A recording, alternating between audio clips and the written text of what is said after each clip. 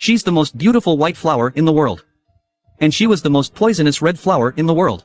The white flower wanted to leave this dark, wet swamp every day.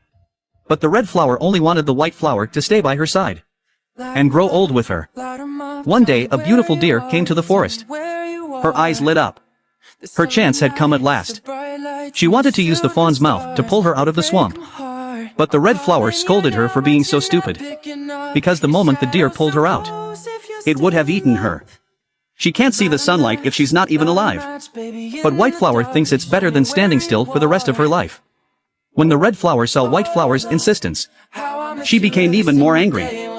They had a big fight that day. That night, she watched the sleeping white flower and stayed up all night. The next day, the red flower took the initiative to find white flower and apologized, and offered to help white flower fulfill her wish.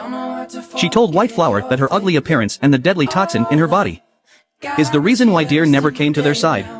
As long as she hid, the deer would come to white flower's side and uproot her. But she hoped that before she left, she wants white flower to help her fulfill a wish.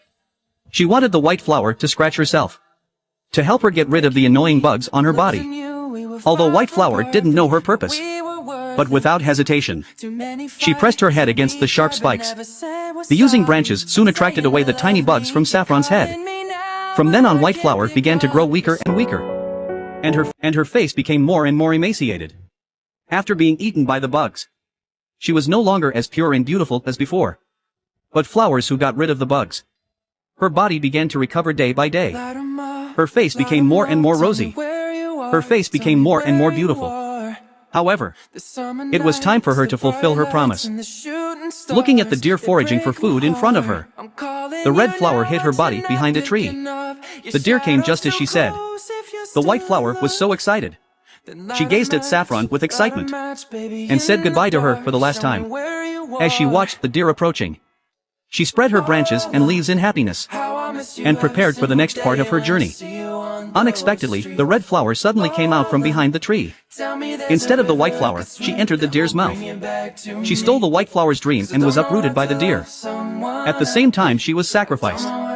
The toxin in her body also took the deer's life. Faced with the red flower's betrayal, white flower closed her eyes in despair. She never understood why she had betrayed her. She never realized that Saffron did all this to protect white flower. It turns out that on the night of their fight, the deer had already set its sights on white flower. It was the red flower who stepped forward and scared away the deer. But only she herself knew. Her body had been bitten by insects for a long time. Her body had long since lost its toxins. Now she can't hurt the deer at all. In order to protect white flower from the deer, she stayed up all night and came up with a very crazy plan. She asked white flower to help her lure away the bugs.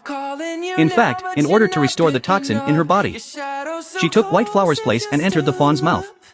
In fact, she was trying to poison the deer to death, to help the white flower to get rid of the danger forever. But that's not the most important thing. The most important thing is that she remembers White's dream. She knew that she always wanted to stand in the sunlight. That's why she wanted to use the bugs to carry White's sap out. And the fawn's carcass is the bug's favorite thing. They perch on it, and the sap from their feet stayed there. Years passed. The fawn's carcass was slowly eroded away by the passage of years, and it became the best fertilizer. Soon after, underneath its body, a small white flower appeared, blooming in the sunlight. They looked exactly like the white flowers. In her own way, the red flower finally helped the white flower fulfill her wish, so that her children and grandchildren could grow in the sun.